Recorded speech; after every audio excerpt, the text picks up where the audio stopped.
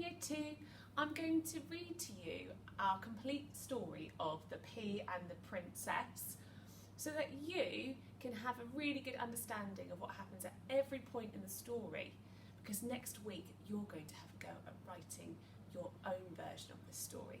Okay, let's enjoy it. The Pea and the Princess by Minnie Gray. We had a look at this picture to begin with, and we looked at what clues we could find about what was going to happen in the story. I wonder if it will all come together in the end. Let's find out.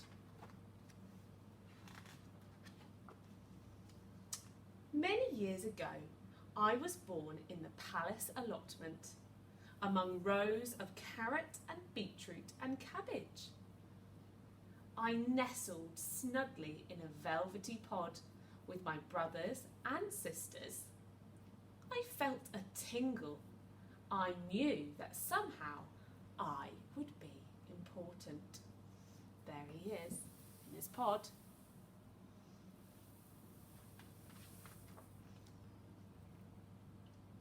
The time came for us to go to the palace kitchen. We were shelled and put in a bowl. We were going to be part of a new recipe. Then, suddenly, I was picked from the pile.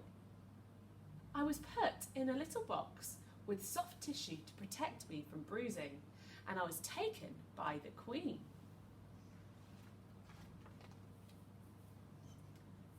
At this point in my story, I'm going to have to give you some background information. Let's start with the Queen.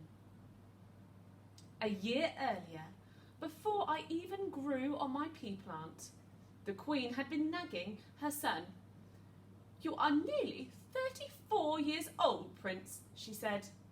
"It really is high time you married. The public expects it.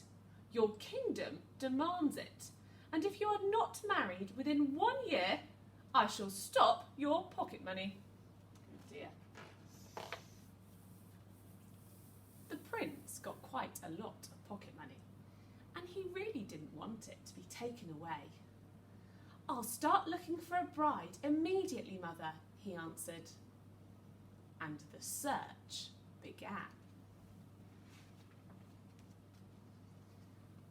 The Prince travelled the known world. He met princesses of all shapes and sizes, with a wide range of hobbies and interests. None of them seemed really right somehow. They were either too loud, or too quiet, or too funny, too grumpy, too sleepy, too energetic, too scruffy, too tidy, too pink, too scary. Oh, they had very strange pets. After a year's search, the Prince returned home feeling glum.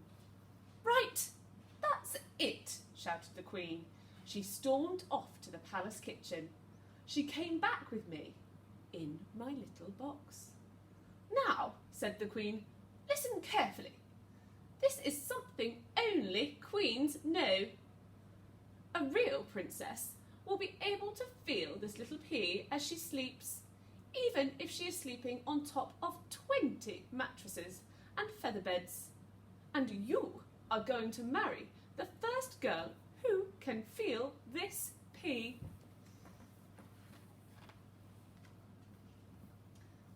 Months passed. I spent most nights in the darkness under a pile of 20 mattresses and feather beds and a princess. In the morning, each princess would be asked, "And how did you sleep, my dear?" by the Queen. The princesses had been properly brought up.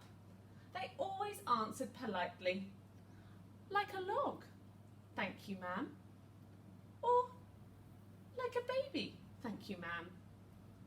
And they all said, "What a comfortable bed."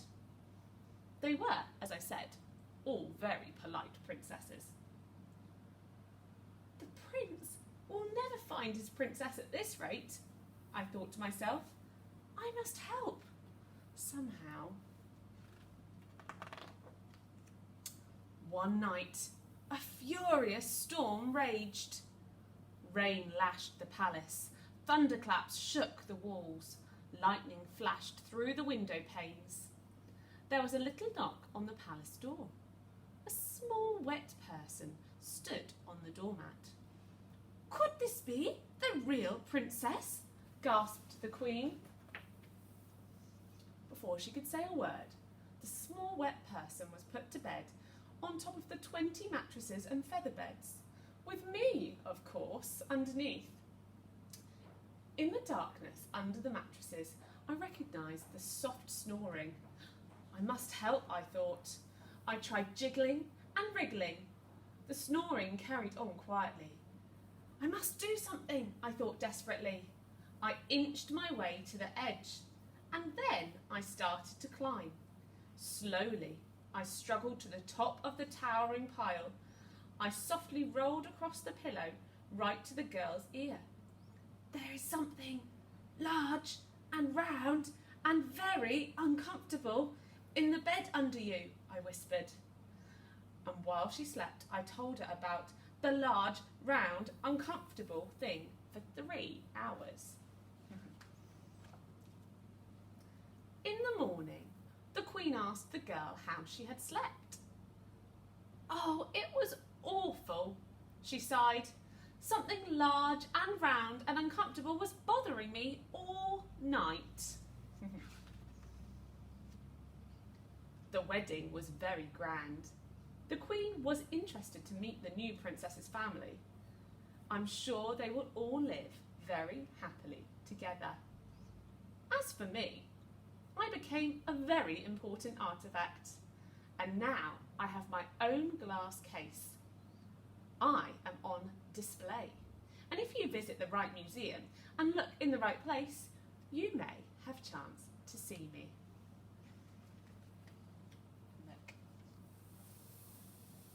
What do you notice about this garden?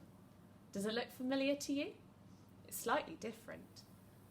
Who was the princess, or rather not princess, that the prince ended up marrying? I'll leave that to you. Well done, Willow class.